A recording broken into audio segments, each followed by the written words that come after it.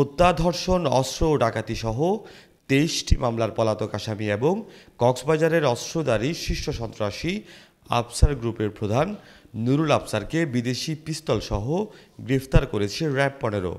রবিবার কক্সবাজার সদরের রোমালিয়াছড়া এলাকায় অভিযান পরিচালনা করে তাকে আটক করা হয় বলে জানায় র্যাব। র্যাব-১৫ এর সহকারী পরিচালক আফম ফারুক স্বাক্ষরিত এক সংবাদ বিজ্ঞপ্তিতে জানানো হয়, কক্সবাজারের চাঞ্চল্যকর অপরাধী সশস্ত্র সন্ত্রাসী আফসার বাহিনীর প্রধান নুরুল আফসারকে একটি বিদেশি পিস্তল, একটি ছুরি ও ২টি ব্ল্যাঙ্ক চেক সহ গ্রেফতার করা হয়। তানভীর শিপু, TTN।